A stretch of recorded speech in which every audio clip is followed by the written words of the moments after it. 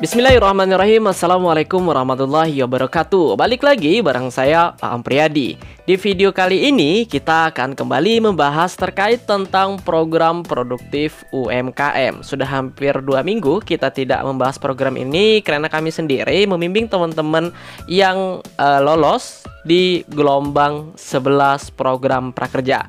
Akan tapi karena sudah beberapa teman-teman kita alhamdulillah untuk tanggal insentifnya juga sudah keluar, juga sudah menyelesaikan pelatihan, alhamdulillah kami bisa kembali membahas program produktif UMKM ini. Ya, selamat kami ucapkan kepada teman-teman sekali lagi yang jadwal insentifnya sudah keluar seperti ini. Tanggal 17 November ya, sebentar lagi. Kemudian ini ada juga tanggal 18 November 2020. Ini yang tercepat ya, alhamdulillahirobbilalamin. Oke teman-teman, di video kali ini kita akan membahas terkait tentang alur seleksi BLT Banpros Produktif UMKM. Video ini merupakan video ke-27 kami membahas tentang UMKM ini. Jadi bagi teman-teman yang ada pertanyaan, silahkan tanyakan saja di kolom komentar. Yang bingung masih pendaftaran seperti apa, silahkan saja tanyakan di kolom komentar. Kita akan jawab teman-teman sekalian.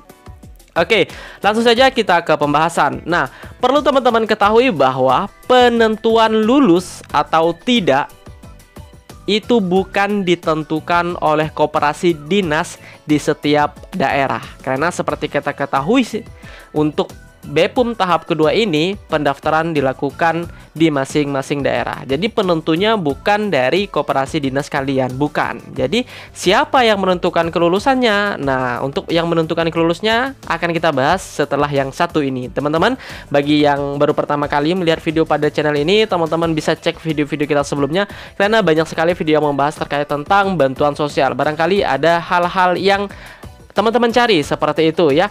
Semoga sekali lagi bermanfaat untuk kita semua. Dan pastikan jangan lupa di subscribe agar teman-teman gak ketinggalan informasi terbaru dari channel Catatan Guru terkait tentang bantuan sosial khususnya UMKM ini. Kita akan kawal teman-teman sekalian sampai teman-teman mendapatkan insentif 2,4 juta dari program BEPUM tahap kedua ini.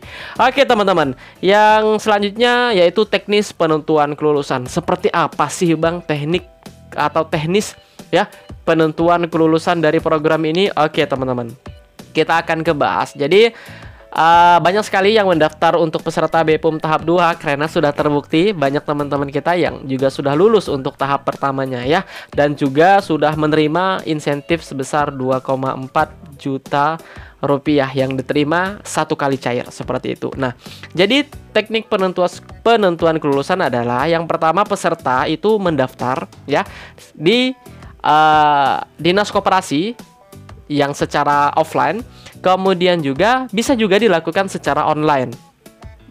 Untuk secara online kita sudah hampir sekitar 50-an link pendaftaran secara online yang kita bahas di video-video sebelumnya. Mulai dari Kabupaten Bandung, Bogor, Brebes, Banyumas, kemudian Semarang, Malang, Kedari, Kendal, Surakarta, Garut, Banyuwangi, Pemalang, Blitar, Aceh, kemudian Kediri, Sukabumi ya, sampailah pada kota Yogyakarta, Tegal. Kemudian banyak nih teman-teman, kita lupa juga, jadi teman-teman cek saja di video-video sebelumnya. Nah, jadi seperti itu ya, bisa juga teman-teman secara offline, kemudian bisa juga secara online. Untuk secara online ini memang terbatas ya teman-teman, karena ada sebagian besar di daerah yang nggak buka pendaftaran secara online. Seperti itu teman-teman. Oke. Selanjutnya, setelah teman-teman mendaftar secara offline maupun secara online, berkas teman-teman atau file teman-teman itu akan diserahkan ke Kementerian Koperasi dan Usaha Kecil dan Menengah Republik Indonesia. Artinya dari skala regional ke skala nasional. Nah, disinilah teman-teman nanti akan diseleksi apakah berkas yang kalian sampaikan, apakah data yang kalian berikan ke dinas koperasi baik secara offline maupun secara online itu benar-benar valid. Karena banyak juga teman-teman kita yang nakal, yang nggak punya usaha juga daftar program ini. Jadi di sini nih, di pusat yang menentukan kevalidan usaha teman-teman sekalian, ya.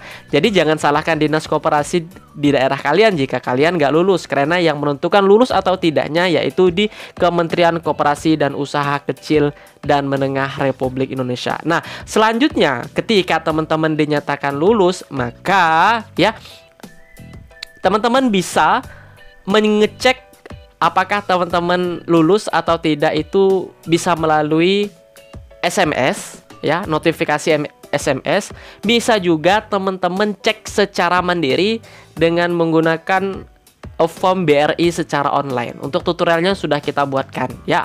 Akan tapi jika teman-teman perlu tutorialnya lagi, nanti kita akan buatkan, ya, khusus untuk BPUM tahap kedua ini. Nah, Kementerian Koperasi dan Usaha Kecil serta Menengah Republik Indonesia ini bekerja sama dengan bank penyalur. Salah satunya yaitu dengan menggunakan Bank BRI. Nah, teman-teman sekalian, ya, banyak juga Bank BRI ini nasabahnya yang nggak daftar tiba-tiba mendapatkan notifikasi. Nah, mengapa hal itu terjadi? Kita juga sudah bahas di video sebelumnya. Teman-teman cek saja pokoknya, ya. Nah, dari bank penyalur ini maka akan ditransferlah uang sebesar 2,4 juta sebagai modal usaha teman-teman sekalian. Apakah bisa langsung diambil? Nggak bisa. Teman-teman perlu verifikasi data terlebih dahulu, mengisi formulir, mengisi surat pernyataan, dan lain sebagainya. Untuk alurnya sudah kita bahas juga. Teman-teman bisa cek video-video sebelumnya. Nah, setelah teman-teman melakukan tahap verifikasi dan dinyatakan teman-teman valid punya usaha yang benar-benar mikro, ya, usaha-usaha mikro, teman-teman nantinya baru bisa mengambil uang sebesar 2,4 juta itu. Kapan bisa ngambilnya? Nah, ada juga yang bisa 1 hari setelah mengurus berkas ini, ya, verifikasi ini, besoknya juga sudah diambil. Ada juga bank, ya, teman-teman di daerah rekan-rekan kita yang komentar itu 1 minggu baru bisa diambil seperti itu. Nah, kalau teman-teman nggak bisa diambil sampai saat ini, masih diblokir, akan tetapi di buku tabungan kalian ada tertulis sebesar 2,4 juta, silahkan teman-teman ke bank lagi. Apa masalahnya? Tanyakan, ya. Segera urus teman-teman, jangan sampai hangus uang 2,4 juta tersebut. Nah, demikian teman-teman penentuan kelulusan teman-teman, ya. Jadi sekali lagi, yang menentukan kelulusan teman-teman itu adalah bukan dinas koperasi, akan tetapi dari pusat sendiri, yaitu dari Kementerian Koperasi dan Usaha Kecil dan Menengah Republik Indonesia.